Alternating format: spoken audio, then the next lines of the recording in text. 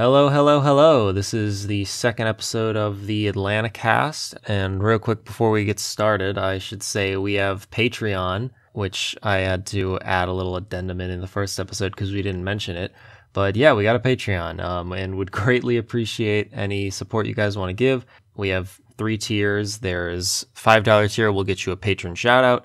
$10 tier will get you early access to episodes, and the $15 tier will get you access to bonus episodes, where we'll be talking about Childish Gambino music videos and other works that the creators of Atlanta have worked on and collaborated on, stuff like that. So yeah, go check that out, and yeah, like I said, we'd greatly appreciate it. Anyway, this episode, we are going to be talking about Season 1, Episode 2 of Atlanta, which is entitled Streets on Lock. Yeah, this is a fun episode. I like this one. I think... Yeah, me too. Oh, yeah, go ahead. I was just going to say, I wanted to throw in a comment about the Patreon. Oh, yeah? I mean, for the older crowd, which we hope to recruit some friends and family who may not be familiar with Patreon, let's just say it's easy. Check it out. Sign up if you're interested and willing to contribute to this podcast series. It would be appreciated on my side as well, because it's going to go to help fund the education of a bright young person who is on the other end of this line speaking. So please do that. So back to the podcast, that series, Season 1, Episode 2 of Atlanta, Streets on Lock. We open the scene with Earn and Paperboy in a police precinct. So they have been arrested following the shootout, which was the end of the first episode, the Big Bang. There was a shooting which resulted not in anybody dying, but one person fleeing the scene injured, who we didn't really know, but Earn and Paperboy were both confronting this man who had broken the rear view mirror on Paperboy's car in the middle of a parking lot or something in front of some sort of well-lit place. There was a shot fired, but we didn't see who fired the shot. And we also don't know exactly why they're being held. There's some discussion in the first scene. Yeah, I was going to say it seems like the cops were attracted by the gunshot, and what is it? Al was arrested on some sort of like disciplinary behavior or something. Yeah, disorderly conduct. Disorderly conduct, yeah. So I guess that was in reference to the gunshot, I think. And I think Earn was arrested on possession of weed, which he asks Al, like, is getting arrested for weed bad or something? And Al's like, it's not as good as not getting arrested for weed. Right. But so my impression is that the gunfire, somebody called the police or something, or I don't know, maybe they were around, and they arrested Al for the disorderly conduct, and then they found weed on Earn, which I watched that scene a couple times, and I can't get. I think they purposely are being vague about exactly what happened there, because they're hopefully they're. I mean, I'm not that confused, but I do agree that it's definitely the whole scene is pretty ambiguous in a lot of ways. Although so anyway, I want to mention how you were talking about how this episode opens up, and I really like the first shot, the very first camera angle of this episode. This whole episode, especially in the jail cell or in the jail room or whatever, the waiting room, is they do a lot with the cinematography. I gotta give a hats off to Hiro Murai, who directed this episode. So what was the shot? I didn't catch that. Well, the first shot is of Al and Earn just sitting up next to a wall, and there are desks and stuff between them and the camera, which sort of barricade them in to a small box in the frame, and it makes the scene feel like claustrophobic because there's like a lot of there's people walking back and forth in front of them. There's things going on in the foreground and the background. Looking through glass. Yeah, there's a guy there's like a guy in the other room behind them, and they're just like having this like conversation that we can hear clearly, non-diegetically, but like they're just like surrounded by like the openings in the desks between the camera and them, which like walking in front of the camera too. And it was just like a really, really effective, I thought, a really, really effective way to open up the episode by immediately putting us in kind of the headspace of Ern and Al, where they're just kind of like a little disoriented. We're suddenly in a new setting, new location. But it's also it's a jail, they're kind of being like I was confined, actually struck by how casual they yeah. I think I was kind of talking about this with you like before the podcast started, but yeah, I think that's kind of a result of the show commenting on how like normal it is or how common it is for Black people to be unjustly or like disproportionately imprisoned. And just the fact that I think just the fact that it was weed that Ern got caught on may be like part of it, because obviously historically we know that like Black people are disproportionately incarcerated, or I don't know if incarcerated, but they're disproportionately arrested for the possession of weed. I don't know. Well, I don't know how like recent that like data is, since weed is legal in a lot of states now. But yeah, I think that's like the whole episode is very much about like how the justice system and the police and stuff treat not just Black people, but there's also the guy who's like clearly got some kind of mental disability and he's not cared for in the correct way at all. So I mean, definitely like a little more I think direct of an episode in terms of like the types of social stuff that it's commenting on. Yeah, I agree. And I honestly like it. Just as far as the characters go, like the first episode gave us the sense that Paperboy is kind of the rough, street smart guy, and Ern's character though is like not like that. He's a little weaker. He's like less inclined to get in, into confrontations. So I found it a little odd that Ern was so casual, but I think what you're saying is correct. I think Ern is, used to seeing this kind of thing in his life. Maybe not.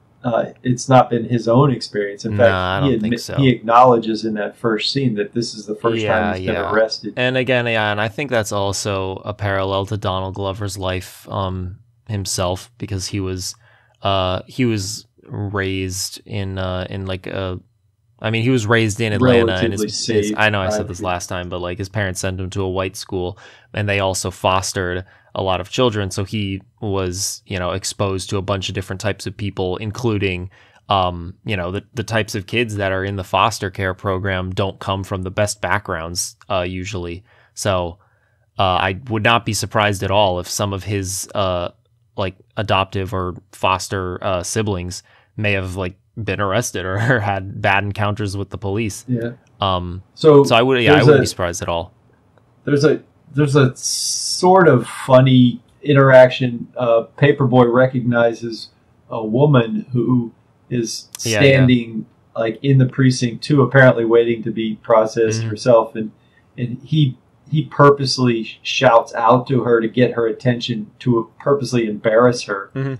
And I think that's, again, it's kind of getting at what you were talking about, is sort of the normalcy of interactions with the police, even though that woman was embarrassed. So I found that to be a contrast. I thought that instance was like a precursor, or like a little appetizer for what like would come later in the episode. which is, and I guess I'll lay my cards out. I think it's a pretty uncontroversial statement about this episode to say that it definitely like tackles some of the like transphobia and homophobia that's present in like the Black community, at least like at the time of this episode, or at least I think that's what Donald was commenting on. So the woman that Paperboy yelled at in the precinct, I think is the same. Well, I should say transphobia, homophobia, and patriarchy or whatever, sexism. Yeah, just like all that. And okay, that was not the same person. No, not the same person who comes in later in the episode. But I think that Al, he specifically says, "I'd recognize that ass anywhere," or "I'd know that ass anywhere" when he's like talking about her. He's clearly Al is clearly the toxic male in that situation. And I think that like the fact that it's coming from a protagonist, and that it's just like he just recognizes a girl that like she doesn't come up later in the episode. They never talk about it after this. It's just he just recognizes her, and that's how he expresses his recognition to Ern.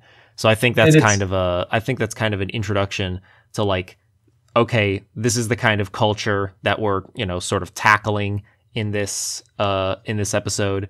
And again, I don't want to make it out to seem like I don't want to claim that I know what Black culture is like, but I think that or I think that this is like an intersection of Black culture and like maybe with hip hop. Obviously, there's if you go back in time to the 90s and early 2000s, I think especially there's a lot of like really blatant homophobia present in a lot of hip hop lyrics, and it was a product of its time. But I think this episode is kind of trying to like tackle that because Ern is kind of the voice of reason, I guess you could say. He's like he doesn't really when Al is saying like, oh hey, that's that girl from the music video or whatever, Ern's just kind of like yeah, whatever, man, like I don't really want to. And Al's like, oh yeah, I'd recognize that ass anywhere. And Ern's like, whatever, dude. Like, and he's like, I should like catcall her basically, or like I should call her and see if she. I think her name's Gina or whatever, but he's like, I should call her Gina and see if she reacts. And Ern's just like, nah, dude, don't do that. Like, don't be a like asshole or whatever. And then like he does, and she reacts, and like Ern finds it funny, but like you can see that he kind of like Ern has, I guess, what you could call like more manners.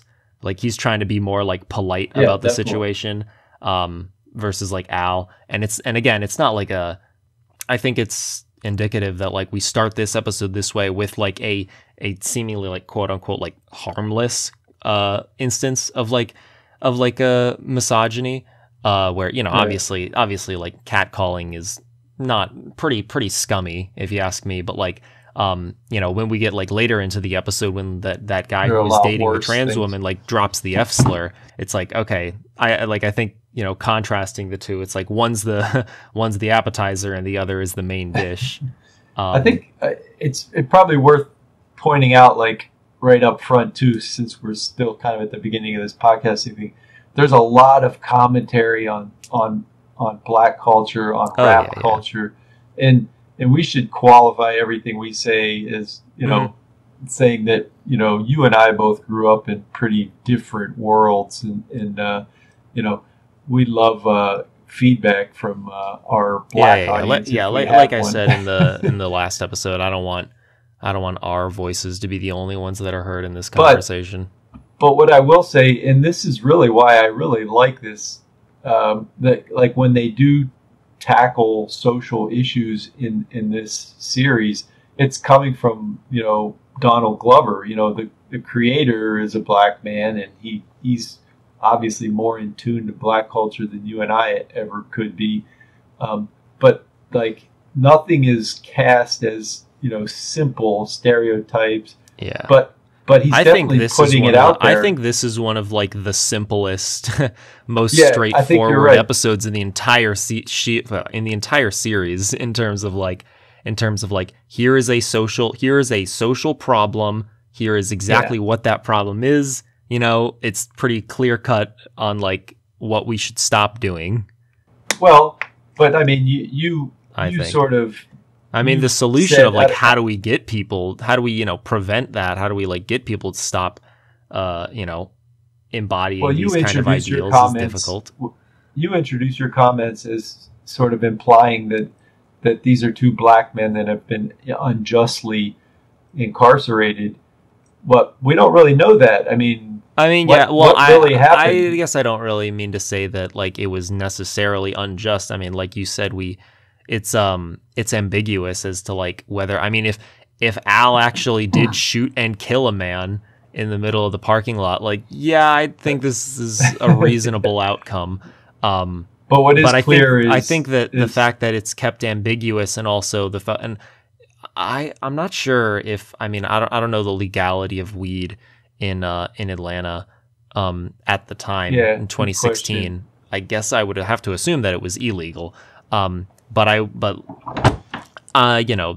from the perspective, from like a 2022 perspective, it's like obviously we know that weed should have been legalized back then, just as a lot of things that used to be illegal should have been legal in the past. So I think like we can still be like sympathetic towards like Ern and Al, and I guess not Darius. Darius managed to get away. I guess I don't know what happened. I guess he maybe like ran away, or he just didn't have weed on him at the time, so they let him off. Who knows? But I think good point. But I think like regardless of like whether or not what happened to them like should have happened to them given the circumstance of the show, I think is less important than the fact that I would assume a lot of black viewers can relate to this experience. I mean, there are like 2 or 3 black guys in the prison that say like, man, I hate this place. Like they've obviously been to jail before. Yeah.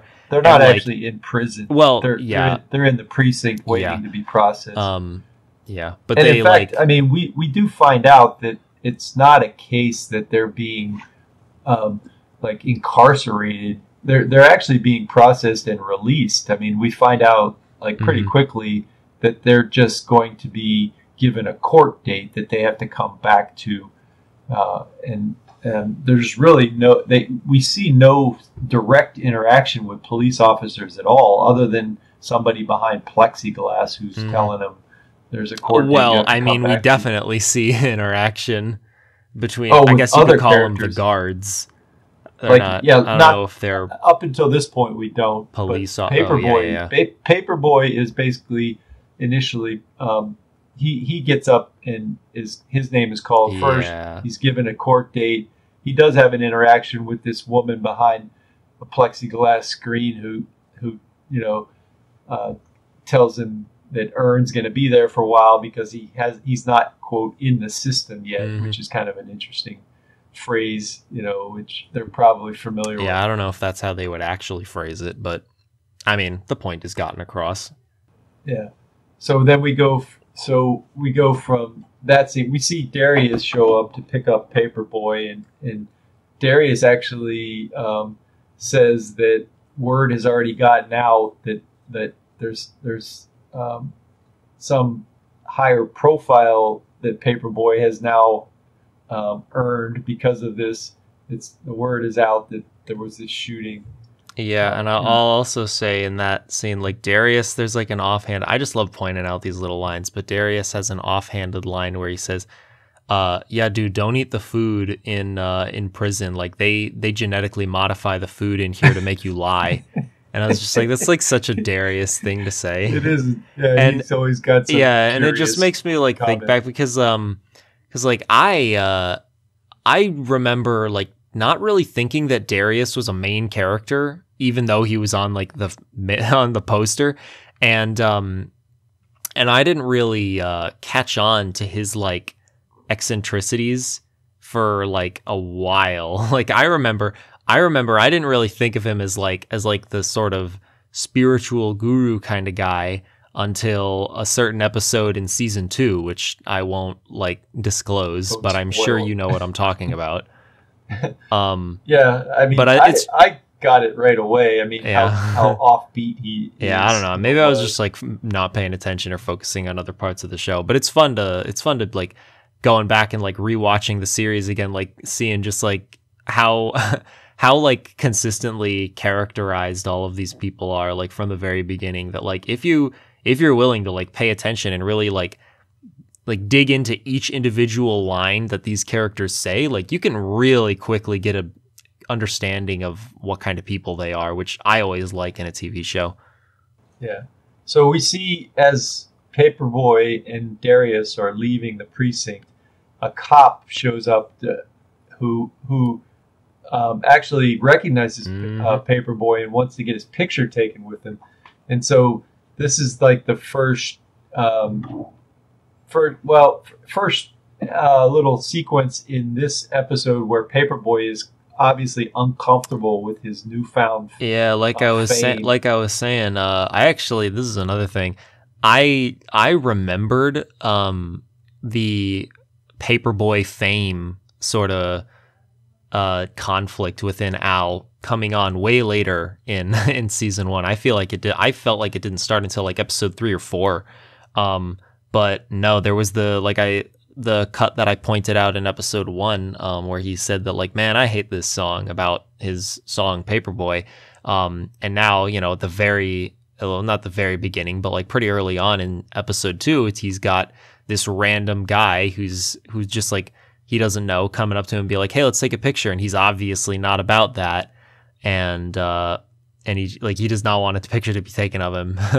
and then later in this episode, it is kind of taking that step further even, but there's like a weird juxtaposition of him, why he's in the police precinct because he did something wrong, but the cop has the same sense. Oh yeah, this is just all in a day's work for the cop. Yeah, like he expects people like him to be in and out of his precinct. This is like totally normal to him.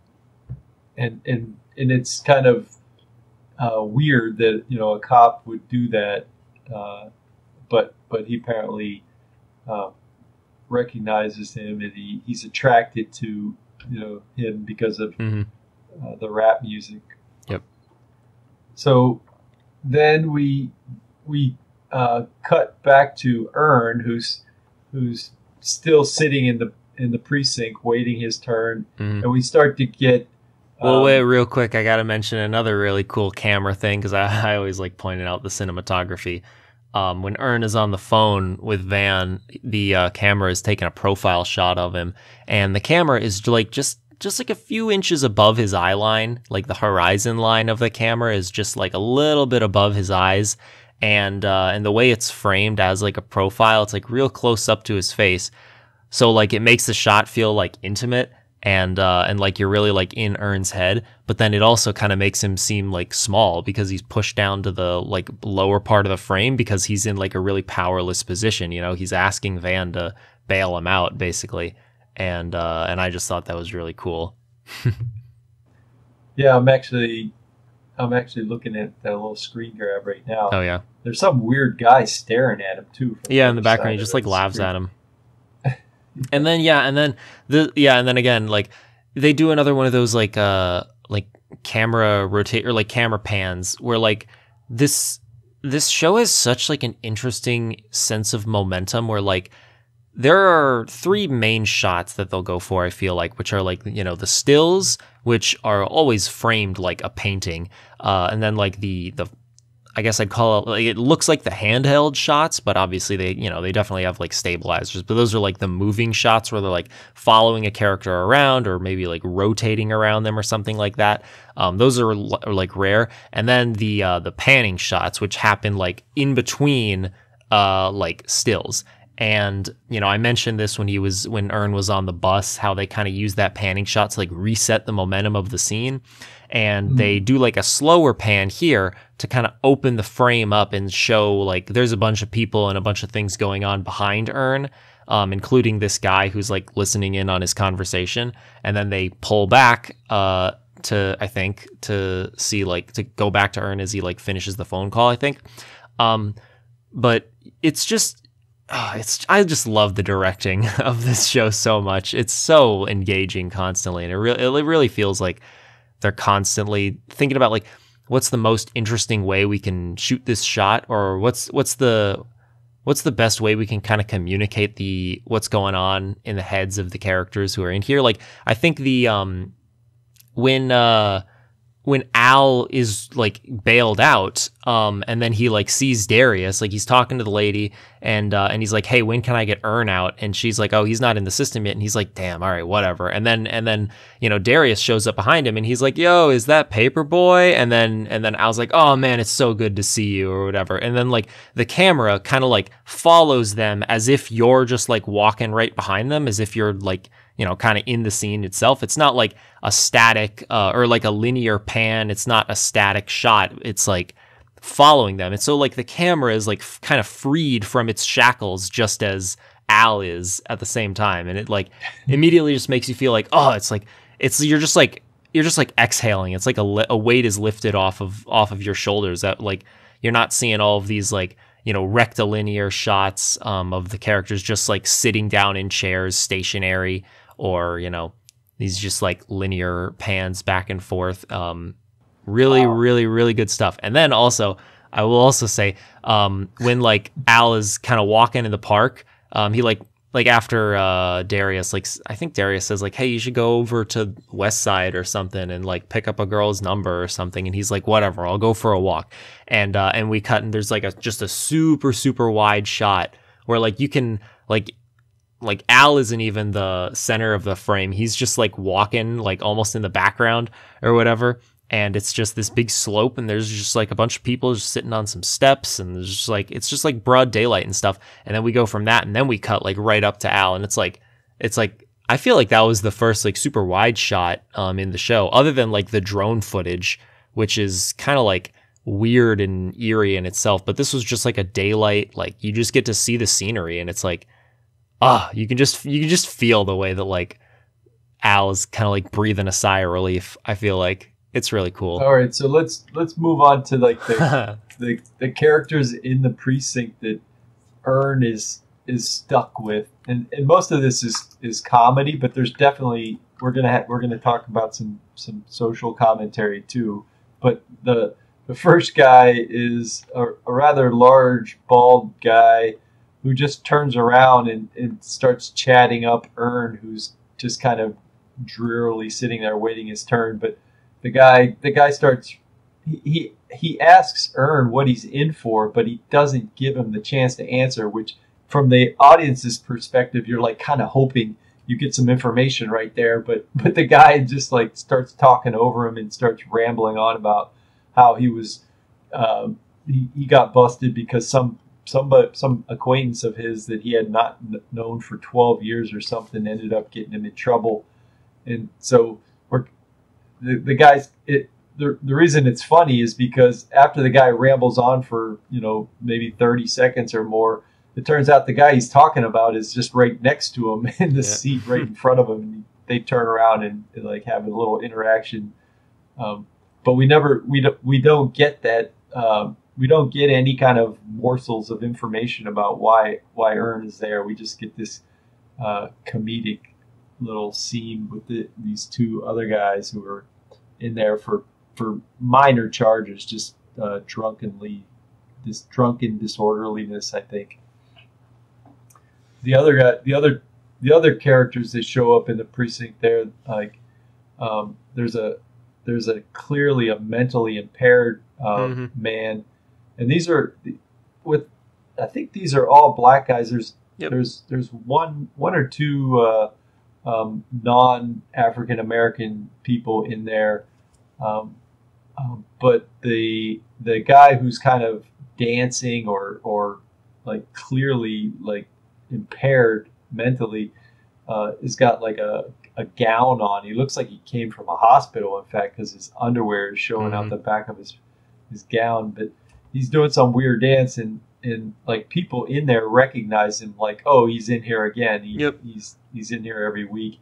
He actually ends up picking up a cup and dipping it into a toilet, and he's like drinking water out of the toilet. And people are like grossed out by that. But Ern is like kind of appalled, and he comments like, "Why isn't this guy getting help?"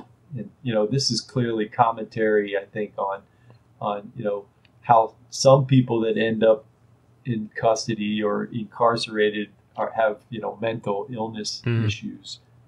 I mean, that poor guy ends up spitting on a cop, and then they beat him. They literally beat him with a baton and throw him to the ground, which is kind of sad. But everybody kind of just turns away.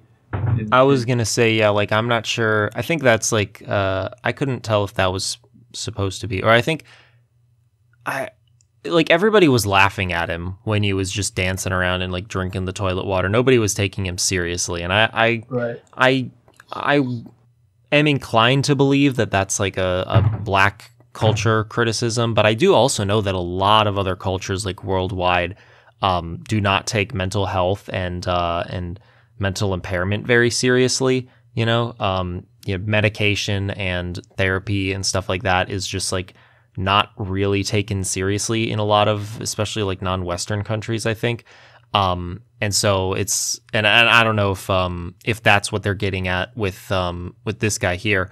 But then it is also, I would say it's also pretty clear that like the way that the police are immediately very violent with him, after like what is clearly like he's not, again, he's doesn't really know what's going on around him, it seems like.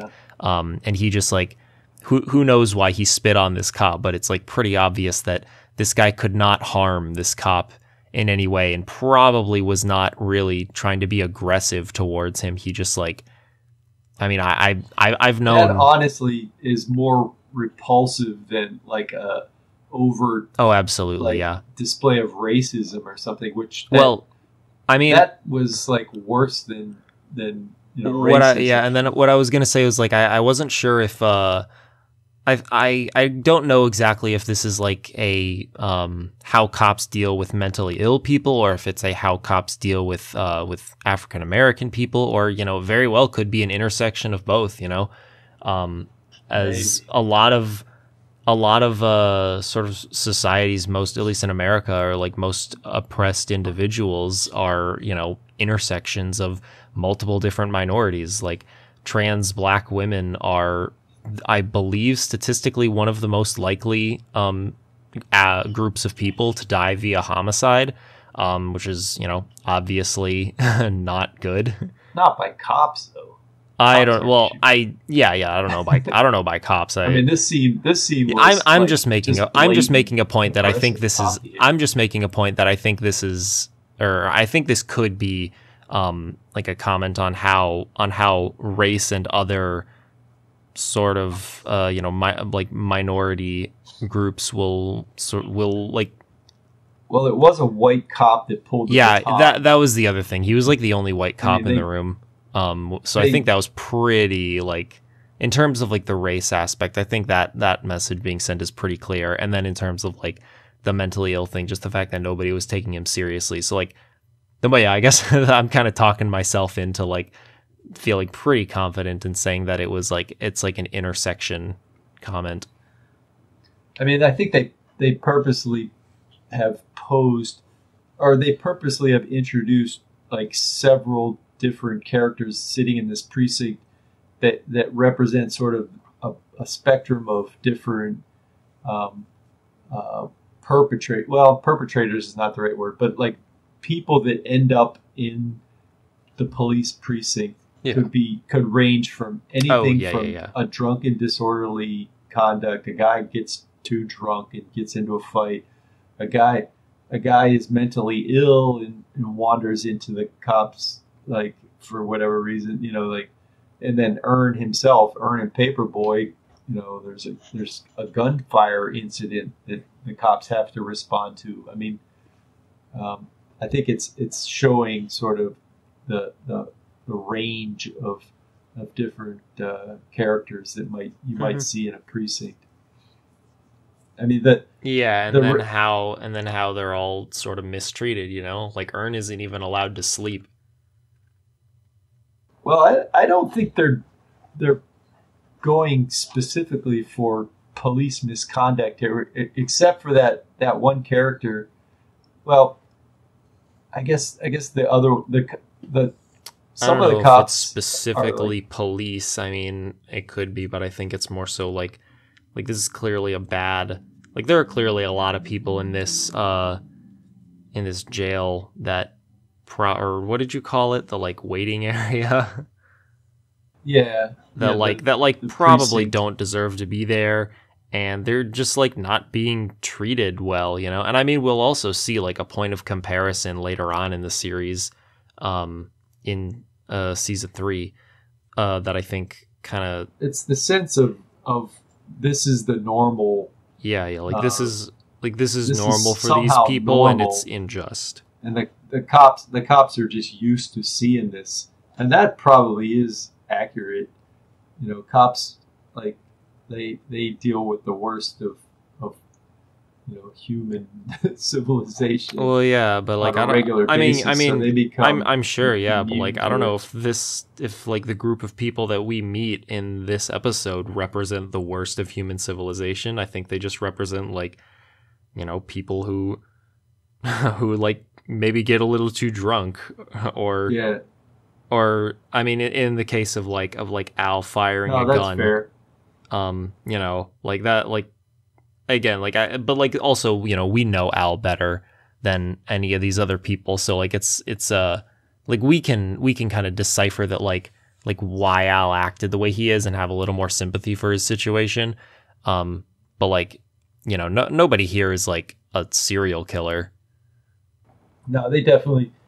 I think It's definitely sympathetic to the people that are in Yeah. there, and the cops are almost almost every cop in this episode is portrayed as either uncaring or just brutal.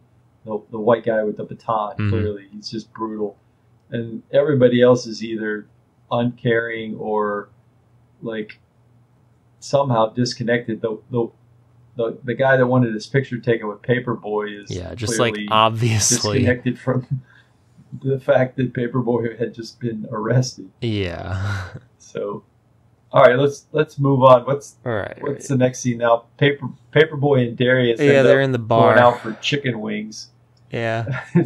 Darius is stacking Mhm. salt and pepper shakers. Yeah. and- This is. and I feel like this is another. I feel like this is. philosophizing. Yeah, I feel like this is like another scene of just like kind of establishing Darius's character, and reestablishing like Al's sort of There's like a lot of. I really meant it when I said that. I think this is kind of the most straightforward episode in like almost the whole series, because like Al just has this encounter with the guy the bartender or whatever, or the waiter, who he gives him his wings, and he like puts some special sauce on it or something. Yeah. And they open it up, and it's the Pulp Fiction reference, which is awesome. Yeah, they look into the chicken and wing it's like box glowing the orange. That's suitcase awesome. in Pulp Fiction. That was funny. But it also like, funnily enough, kind of like plays into the whole surreal like thing that this show has going on. Like there's a lot of with the whole ambiguous ending of the last episode, and then like the obviously non-literal things that were going on, like the guy who offered Ern a Nutella sandwich or whatever, and then just like seemingly disappeared or whatever. Just like weird stuff happens in this show, in this universe. And so like, glowing chicken wings is not that like, compared to some of the other stuff that we've already seen happen, is like, yeah, that's not too far-fetched.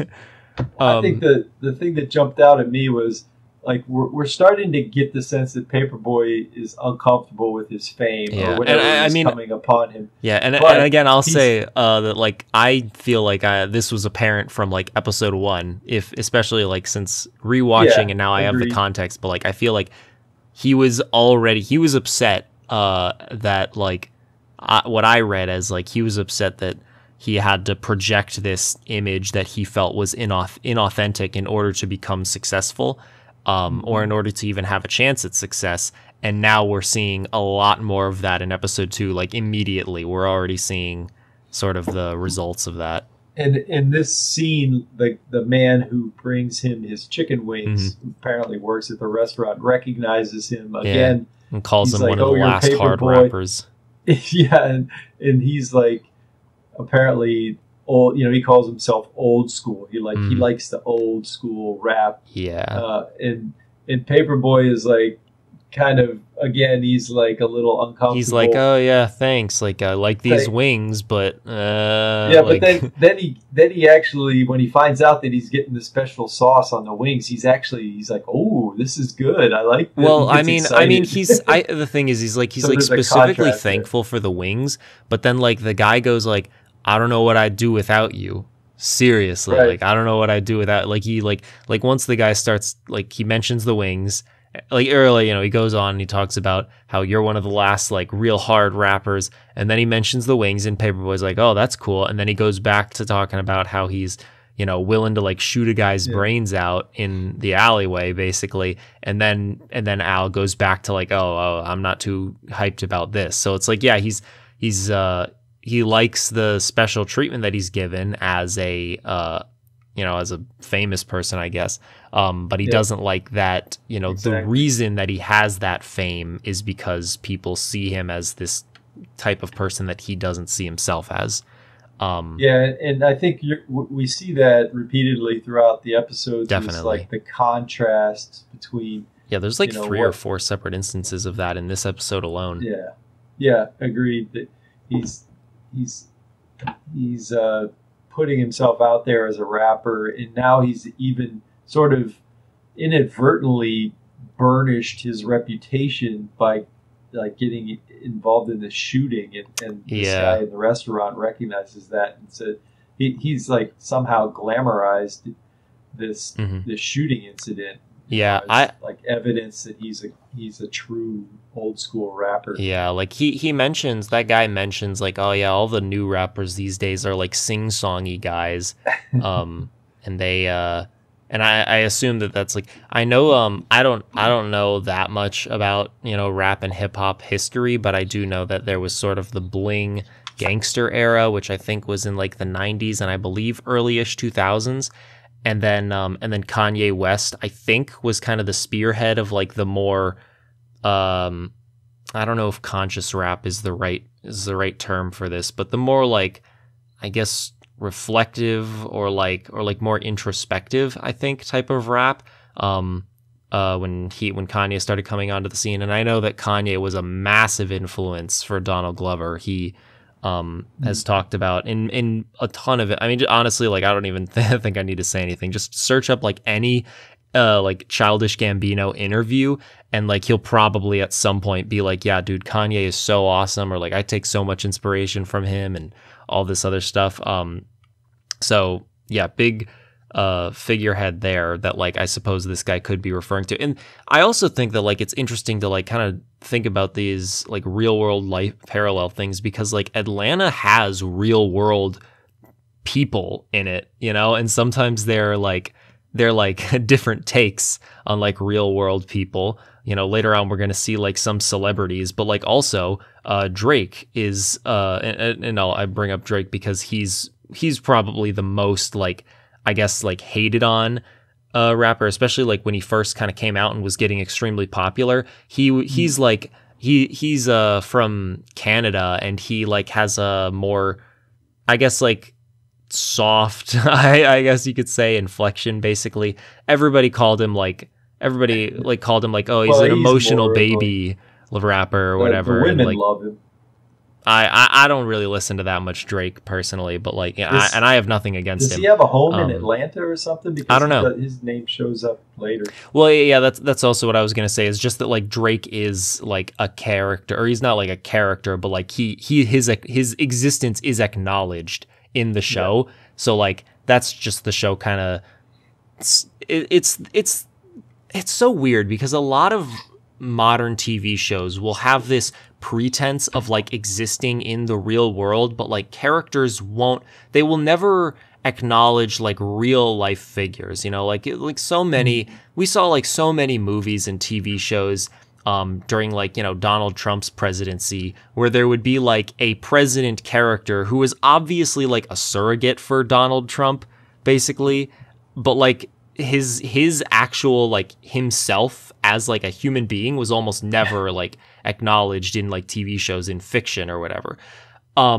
And yet, like, you're kind of as a viewer, you're kind of supposed to feel like, oh yeah, this is like real life. It's just that we can't acknowledge what real life is for some reason. But like Atlanta will do like the opposite on both fronts, where it will acknowledge real life people, but then it will also be like, yeah, but this show is explicitly not taking place in reality, because like main characters will realize that they're in a TV show by getting deja vu in the first scene of like something that of like what will happen later on, and Yeah. you know, random guys will like offer the main character Nutella sandwiches and have like philosophical conversations and just like all this other stuff that's like, and you know, and chicken wings glow like orange like they do in Pulp Fiction or whatever. It's just like, this is obviously like, even from season 2, it's obviously like a show that's willing to like dip its toes into the surreal.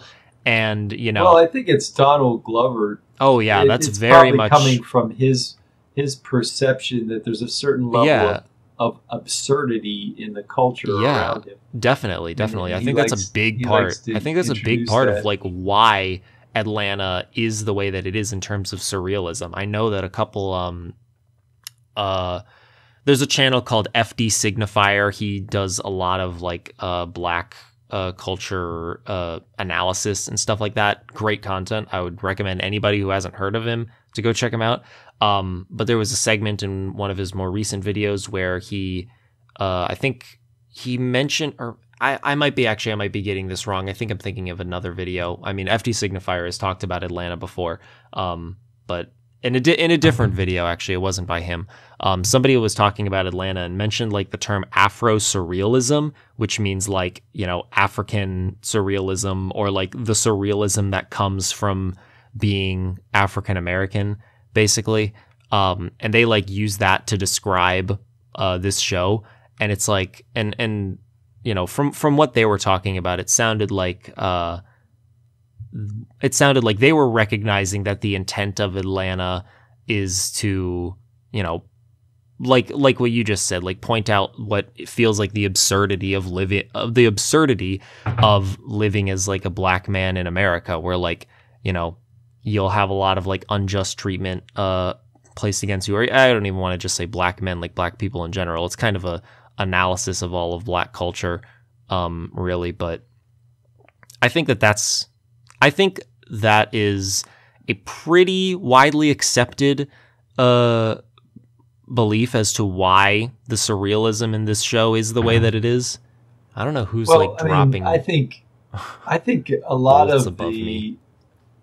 a lot of what Donald Glover is doing is pointing the lens at like the absurdity in his own culture, not to like cast it as some sort of racial thing, but just that, you know. Well, what's this is his part of the culture? What is his culture, you know? Well, I mean, they're largely African Americans. Yeah, I mean, I feel like that's are pretty in this race world. centered. Well, I think it's Donald critical Glover, of it. Then he's being critical. Yeah, of his own I agree. culture. I agree. I think I think what gives Donald, like, I suppose, like the ability or whatever, like the perspective for why he feels that way is because like he was exposed to a lot of different walks of life when he was a kid, and so he feels like he's kind of been in the thick of it on both sides, you know. He's experienced white culture before and black culture, and he's been pretty intimately familiar with like people on both in both like cultures. And so, you know, maybe he feels like, you know, he has a bird's eye view, or like kind of recognizes as like an outsider's perspective of like what are some things that this culture could like improve upon, you know. And I know that I also I'm probably being a little more like willing to say like, yeah, this is a flaw in the African American community, because like I know that Kendrick Lamar's most recent album, Mr. Morale and the Big Steppers, which is, I think it's a great album and people should listen to it, but it has like a song that's on it that stirred up some controversy called Auntie Diaries, where he basically explains sort of his history with a member of his family who is trans, and it's his trans uncle, I believe. It's a female to male. He is a female to male transitioner, but you know, obviously the song is called Auntie Diaries, and it partakes in like dead naming this person, and using the F slur and calling him, you know, like my auntie, and stuff. And so it was like and the wide reaction to that, like some people were kind of offended by it, obviously. But then I think the more like the people who were willing to like dig more deeply into that song specifically found that like it was like a starting point for what Kendrick saw to be like a group of people in the African American community who are like unaware of how they are being homophobic or transphobic and stuff like that. And you know, obviously Auntie Diaries came out in 2022. This episode aired in 2016. But I mean, Kendrick has been a very influential figure in the hip hop like landscape since like the early or mid 2010s, I think. And so, maybe even a little before that. I mean, but that's just to say to this. Yeah, I was going to say, that's just to say that, like, I think that the issue of, like, African Americans, the African American community kind of having, like, a homophobia problem and a transphobia problem and, you know, a sexism problem is, like, not unfounded. Again, like, I don't want to... So the scene in this episode that touches on that is Ern he's still in the precinct. He's still waiting to get processed, and now he finds himself between these two long lost friends, apparently, who knew each other. And apparently, the guy who's sitting to Ern's right, who has half his head shaved and a very strange haircut, is talking to this woman very happily, acknowledging that they used to be friends, and apparently more than just friends.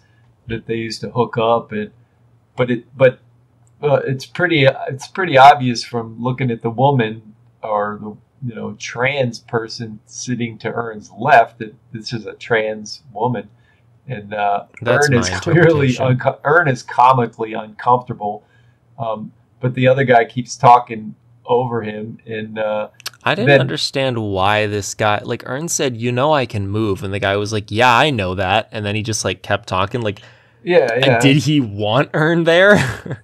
I didn't understand. Like, I don't know. Like, maybe he just wanted to flex on Ern. Like, he was like, my girl is so hot. I want this guy to know how hot she is and how much I fuck her. The fact that he was with her.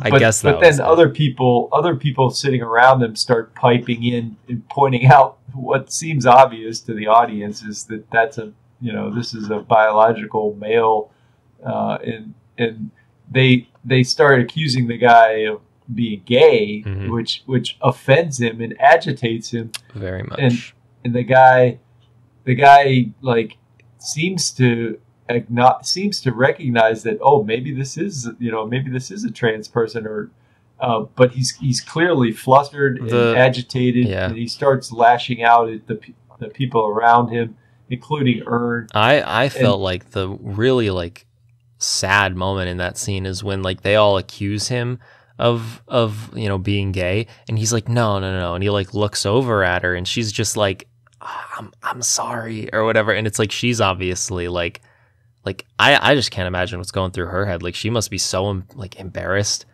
at the moment. Right. It's just like, oh, geez. And there's one little thing that I don't know if you caught it, Chris, but Ern actually mutters sort of under his breath, sexuality. Oh yeah, really no. I recognize that. And then they immediately like shout him down and cut him off.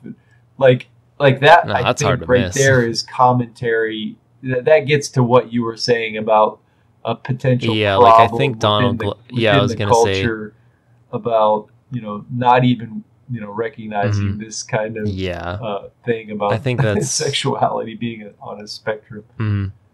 So let's Yeah. go back to Paperboy and Darius have a little brief interaction in the apartment. Paperboy goes again. They're talking about like the social media stuff that's hitting the social media about the shooting. Paperboy goes out for a walk. He witnesses some kids playing with toy guns, and he hears his name mentioned by this one boy who's like, pretending to shoot his sister or cousin, little girl. The mother comes out to scold the kids who are playing with guns. She doesn't like that. Paperboy witnesses this, and he tries to assist the mother by sort of intervening and telling the kids that this is not cool to pretend like you're shooting people. And then in another point of contrast, I think the mother finds out who Paperboy is, and suddenly she switches from being the concerned mother to being like a fangirl, Yeah, like and wants a picture with Paperboy. radically so, might I add. Like So she this was bounces from one extreme to the other. Yeah. So again, I think this in a way is also social commentary that there's this weird dichotomy between people who glamorize the gangster culture, people who are involved in shootings and that they may be perceived as dangerous, but there's a certain aspect of I'd the expand culture it to that like likes that. I'd expand it to like influencers in general. I think there are a lot of I'm imagining like that show Jackass, right? Or like Yeah. or like YouTube channels that are of people doing like stupid stunts, and like pranks and shit like that. How dangerous. Yeah, Like, and how like people are drawn to that. Yeah, even though yeah. it's terrible People, behavior. well, specifically that what this scene I think is presenting is like she starts off scolding her son for playing with a gun, right? And then this guy comes up and he's like, "Hey, shooting people isn't cool." And she's like, yeah, I know that. That's what I was trying to tell my kid." And then he's like, "Well, actually, I'm the rapper who your son was imitating." And she immediately switches the guy, the kid, her son, or her nephew. I can't remember which one. She said a couple of the kids were her like nieces and nephews, but the kid says like, "You shot a person," and then she's like, "Hey, shut up, go get my camera," or whatever. And she just immediately goes from telling Al like, "Hey, what, like, stay out of my business. I'm telling my son how bad guns are," to immediately, "Oh, no, please get in my business, son." Oh, son, you're talking about like how shooting guns, like, shut up about that. Who cares about that stuff? Go get my camera or whatever. So like immediately her stance on on the thing that she was trying to educate her son about, which is a good thing to be educating her son about, that like you probably shouldn't be like idolizing people who are shooting other people, to immediately like Paperboy's response is like one of like he's confounded. Like I think he like uncomfortable recognizes again, this, and it looks like you kind of get the sense that he's going to start. He's trying to do the right thing. He that enters the scene trying to like have a good impression. He's trying to have like he's trying to break down the what do you call it, like the false image, like I was saying earlier that like I think his whole struggle is about authenticity. He's trying to be more authentic towards these kids who he sees he's having an effect on, and he's trying to say, hey, real life is not like what you hear on the radio or what you see on TV. Let me try to explain that to you. And that was the lesson that the mom was basically also trying to like teach the kids earlier.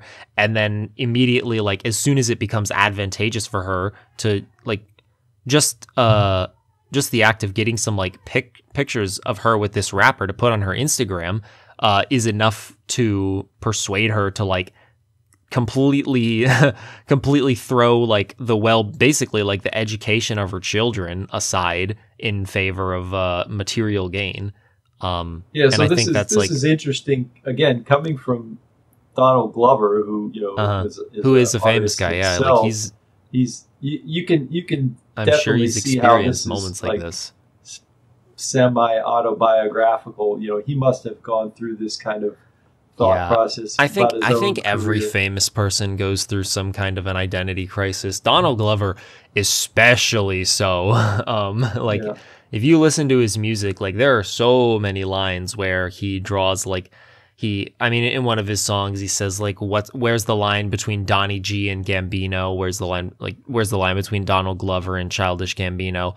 And then within like his album Because the Internet, it's like sort of it telling the story about, it's also accompanied by a big like script or I forget what you call it, but like this big like 77-page document that's like explaining the story of Because the Internet, and it centers around the main character whose name is just the boy.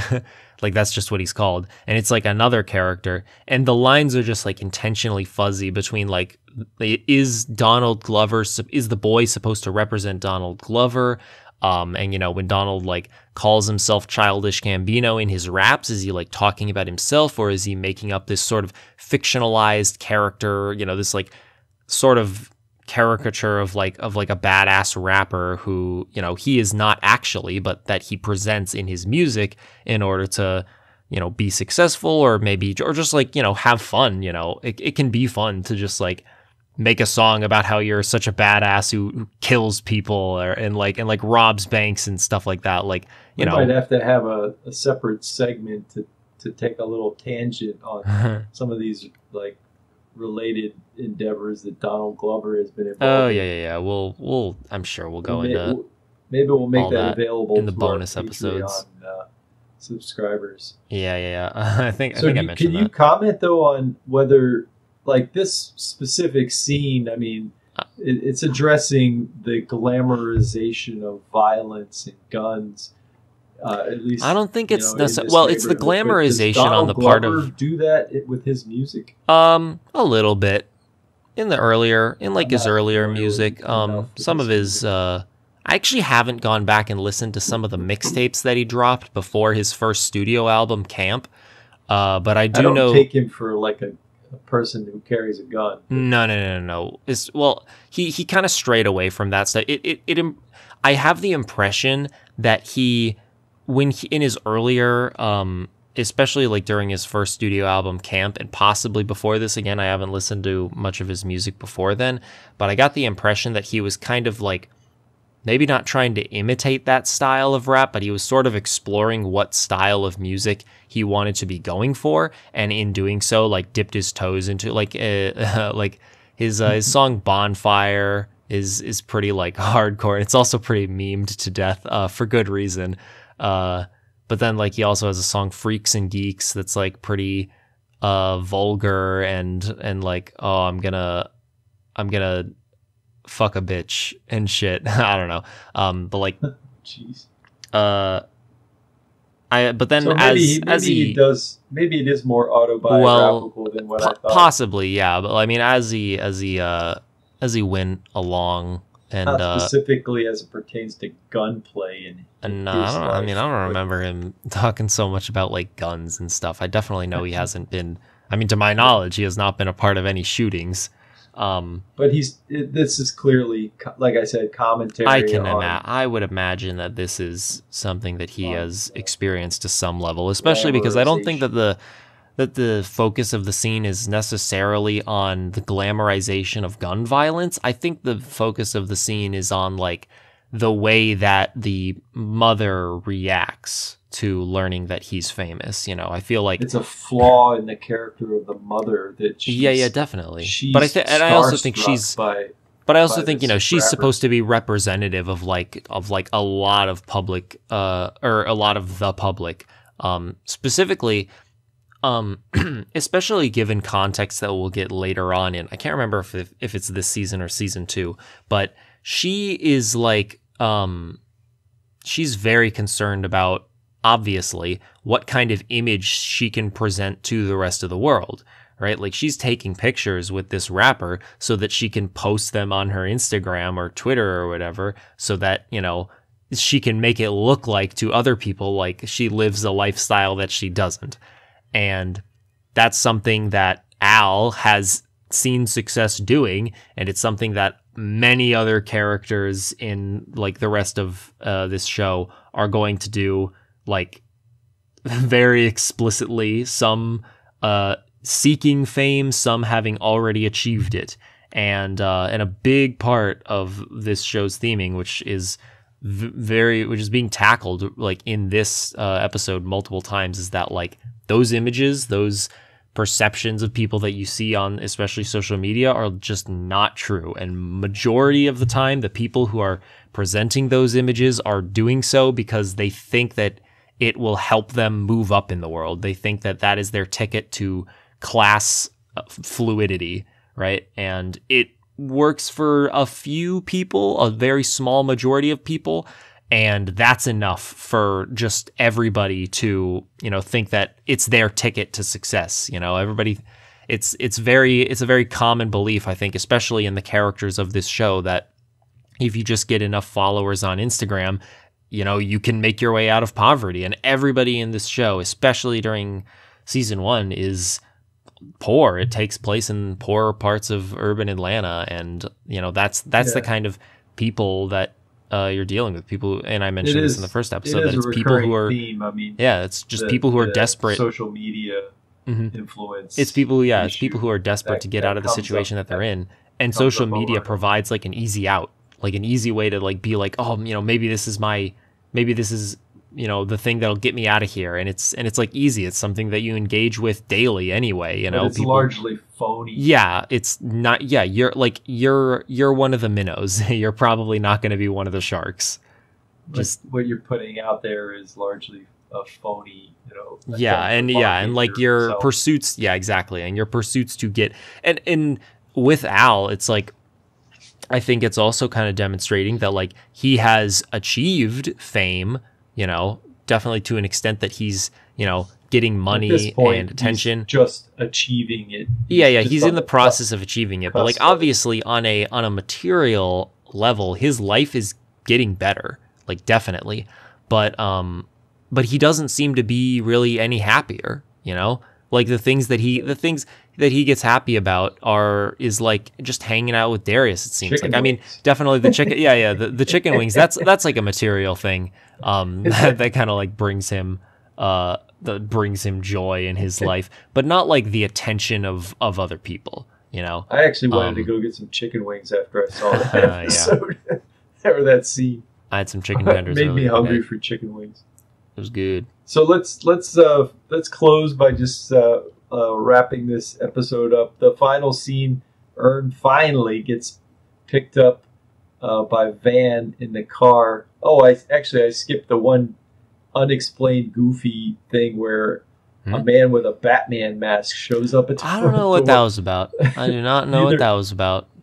This is another one. I think we need the listeners to weigh in and explain that one. I know that Donald Glover did one time, like they were talking about somebody. It was talking about like making a new Spider-Man movie, and somebody just like left a comment that was like, cast Donald Glover as Spider-Man. He's nerdy. He could play Peter Parker. And Donald on Twitter was like, haha, yeah, Donald Glover for Spider-Man, like jokingly. And then it became a really big thing that followed him around everywhere. And everybody was like, yeah, like everyone really wanted Donald to play Spider-Man. So I guess that's like maybe his, but Spider-Man and Batman, like Batman is Marvel and Spider-Man is MCU, I think. I'm not. Wow. So you're overthinking that one, I think. Well, okay. Wait. If I didn't make that clarification, people would be like, people would be ripping me apart in comic books, I think the better explanation is just that at this point, Paperboy is looking over his shoulder. He's getting a little but bit why paranoid. Batman? I don't know. Why not Bane? Why not the Joker? Why the hero? Little little reason that some weird things are happening. Maybe it's like that are related to. Maybe it's fame. To be like anonymous. I mean, this guy was looking for. Oh, like, no, he like takes off the mask or whatever. He like opens the door and he has the mask on, and then he takes off the mask and then asks the question, and he's like, "Does Paperboy live here?" And Darius is like, "Yeah," and then he runs off. Even Darius was confounded. I would have expected. No, Darius goes, dude. Darius is like, that's when Darius is like, dude, you're too hot. Like people are showing up to your, and this is the other thing, like that. Al and Darius, again, like I said this earlier, but they just live like in a regular ass apartment, you know? So like famous people are people too, basically. Like they're just as vulnerable, especially at this stage in the show. They're as vulnerable as anybody else. If our listeners have some better explanation for that, I don't know. That was weird. Let us know. But let's wrap it up. Yeah. We've already gone longer than the first episode, which I didn't think we could do. So anyway, the last scene is Ern getting picked up by Van. Van has the baby in the backseat of the car. Ern tries to be silly and tell Van that, the baby won't remember any of this, about picking Daddy up from jail, which really Van kind of takes that with. She seems like not particularly upset. She's not happy about picking him up. Van is just perpetually miffed. Yeah. Ern has disappointed her again. Somehow, in this case, it's pretty obvious. Like you don't want to be involved in that kind of shooting, but that's how that scene ends. I think there's we're gonna come back to the Ern/Van relationship in the next couple episodes. Yeah, it's not really explored so much at this point in the show. This episode wasn't really about Ern and Van so much. So that's it. We'll do episode 3 in the next podcast. Chris, do you want to say something again about the support from our viewers and how to get to Patreon? Yeah, thank you guys all for watching. As I mentioned at the beginning of the episode, you can support the show on Patreon. You can also share it around with your friends. We can't monetize these videos on YouTube until we hit 1,000 subscribers, so a subscribe would also obviously be very appreciated. But, until then, we can still receive support via Patreon. We have 3 tiers of patronage at the moment. $5 a month will get you a shout out at the end of each episode. $10 a month will get you access to episodes early. We're shooting for 2 weeks, I think, right now. And we're gonna do YouTube exclusively. Or is there gonna be any other platforms we want to try to get this on? I think YouTube exclusively for now. Okay. Maybe look at Spotify, but I don't think so. So share, only maybe if there's a major outcry for it. But I hear Spotify is kind of a pain in the ass to work with. Of course, then there's also our 3rd tier, which will get you access to bonus episodes of the AtlantaCast, which would be talking about stuff that's actually not Atlanta specifically, but rather other media that the crew and cast of Atlanta have worked on. So if you guys have any interesting movies or TV shows and stuff like that you'd like us to talk about, then we'd be more than happy to, given it's under the scope of Atlanta, I suppose. But yeah, stuff like Childish Gambino music videos is the kind of thing we're shooting for with that stuff. But yeah, anyway.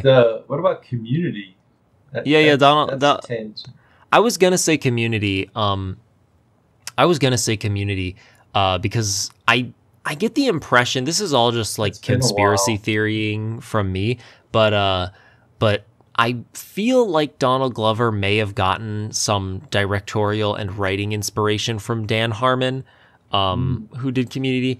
I don't know. I just generally kind of get a vibe. It's a lot harder to explain, but I just get a vibe from Dan Harmon's work, and I feel a little twinge of it in Donald Glover's stuff. But also, of course, that was his first big acting role that really put him on the mark. So yeah, Community is like 6 seasons, so I don't know if we would want to talk about the entire. No, I mean, not every season. I mean, I'd be willing to do like a bonus episode about the entirety of Community alone, just because I have seen it all. But Donald Glover like isn't even in all of it. Like he left partway through. I think he left in like season 5. So it's not like a podcast about Community would be like Maybe you only could the cherry-pick most something. slightly tangentially related to Atlanta something- or Donald Glover, like, at all. I guess I could constrain I mean- my discussion to how I specifically think he did acting wise, and maybe some Well, like stuff what you that just said, if there's some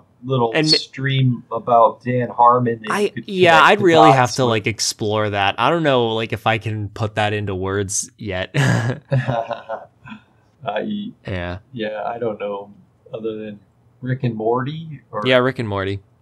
All right, well, whatever. I'm going to stop recording. and Yeah, try to we make sure gotta I get cut this saved. off at some point. Well, thank you guys once again for listening, and I guess we'll see you next time.